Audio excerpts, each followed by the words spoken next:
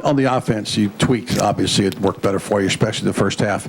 Among the things that looked like you were doing is you didn't call as many audibles, or at least if you did, they weren't as visible, and you didn't wait till late in the snap count to let them change the defense. How did that work? I think we were getting the plays in a little earlier and going, and actually we were calling, we were going up, to line scrimmage a lot of times with 2 plays, especially early in our first 2 drives.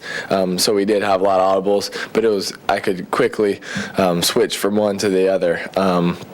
And so I think that did help because we were going quickly from play to play without many changes. And I think it also helped because we weren't at a place where it was extremely loud, where I don't have to say the play 4 or 5 times down the line. I can just yell it once or twice, and we're back rolling in with a new play. How emotional is Brandon Spikes on game day? And is he like that off the field too? He's very emotional on game day. He's a very emotional player. I think sort of person, and a very caring person, and very someone who who cares about his team, cares about his players, off the field too, and helping them, taking care of them, and he's obviously not the same, that emotional off the field, but he's very intense and very emotional and very passionate. I think that's what makes him part of the great player that he is because he brings that fire, and people look at him, and the defense wants to play for him. They want to, in the offense, they want to score, so it makes it easier on him, and he brings fire, and he brings juice to everybody, and without that, he would not be as great of a player as he is, and he would not be even close to the leader that he is. Urban talked about how if you don't like pressure, this is not the place to be. So, do you like the pressure that's here every week? I mean, this is not a place where That's why you come to Florida. Being at Florida, there's going to be a lot of pressure.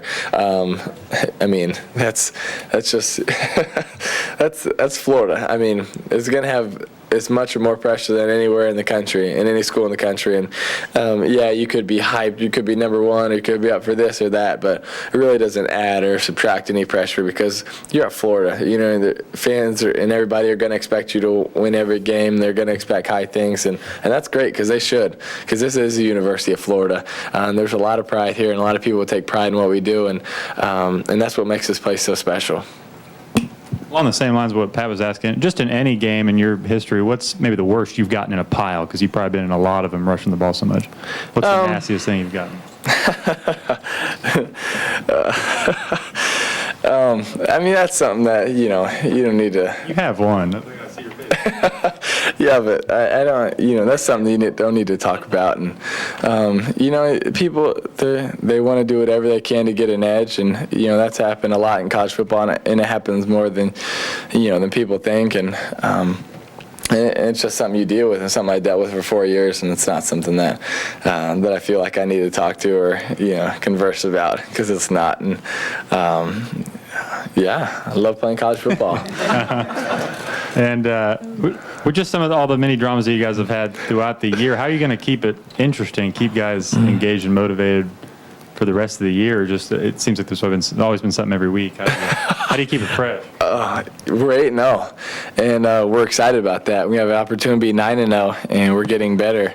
And I think that's how we're going to keep guys motivated and focused. Now, if you can't be motivated and focused when you're 8-0, and you have a chance to be 9-0, and everything you want is right there in front of you, and everything you want, is a possibility.